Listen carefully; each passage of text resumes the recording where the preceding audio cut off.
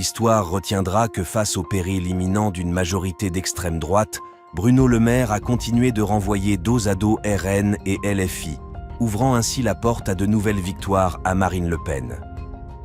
Dites-nous si pour vous c'est un trait à la nation.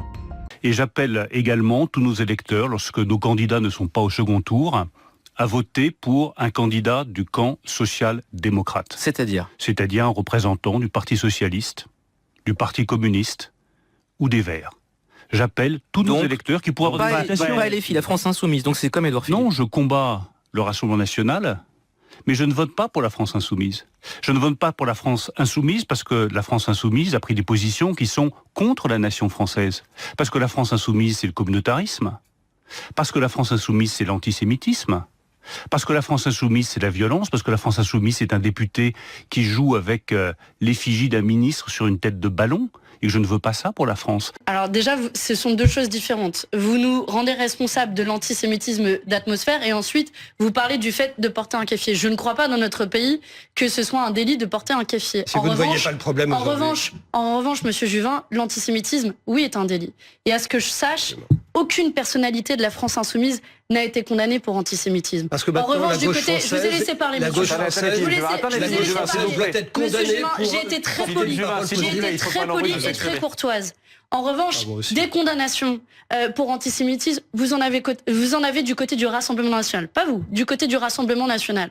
Et donc que ce matin, vous veniez nous dire encore que la France Insoumise pourrait avoir quelque responsabilité que ce soit dans un crime aussi abject qu'un viol avec un caractère antisémite, je vous le dis du plus profond de moi et de mes tripes, c'est insupportable, monsieur Juvin.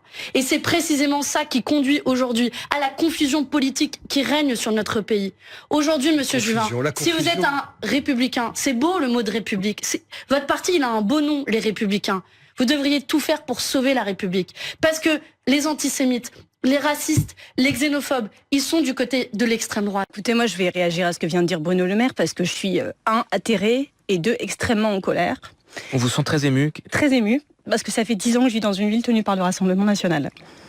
Et ce que vient de faire Bruno Le Maire, c'est un comportement de lâche et de privilégié.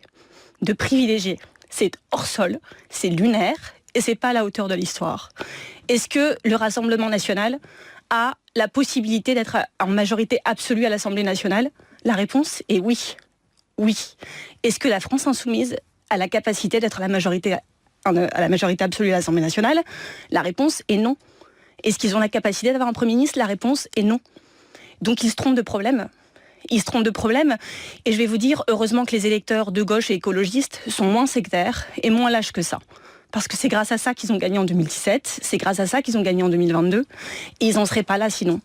Et vous pensez que les 9 millions de pauvres dans ce pays, que les gens qui ont vécu et pris de plein fouet leur politique, ça leur a pas demandé du courage d'aller voter pour en 2022? Mais ils savent pourquoi ils l'ont fait.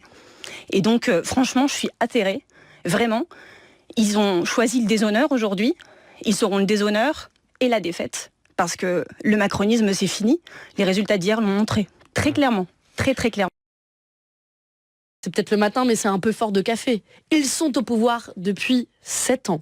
Depuis 7 ans, ils ont ouvert, ce n'est plus un boulevard, mais c'est une autoroute au Rassemblement National. Ils ont fait une loi immigration qui a repris les idées, les mots du Rassemblement National et de Jean-Marie Le Pen, lui-même avec la préférence nationale, et ils ont voté ensemble avec le Rassemblement National. Je peux prendre ce sujet comme beaucoup d'autres sujets. C'est eux qui portent une lourde responsabilité. Jean-Luc Mélenchon s'est exprimé, comme Olivier Faure, le premier secrétaire du Parti Socialiste s'est exprimé, comme Marine Tondelier, la secrétaire nationale d'Europe Écologie Les Verts. Bien entendu que nos leaders politiques se sont exprimés, mais ils portent une même voix, un même objectif, celui de battre le Rassemblement National, mais aussi d'être en mesure d'appliquer le projet du nouveau Front Populaire qui peut changer, transformer la vie de millions de gens. Et je le dis parce que on a tous un peu quelque chose au fond de nous aujourd'hui, ce matin.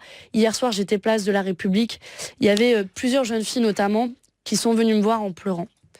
En pleurant et leur émotion, et vous voyez, j'ai encore cette émotion ce matin, et leur émotion était tellement forte et en même temps elle nous oblige, et je veux dire à ces jeunes filles que j'ai croisées hier qu'on va tout faire pour battre le Rassemblement National. Merci de nous donner de la force en vous abonnant et en donnant votre avis.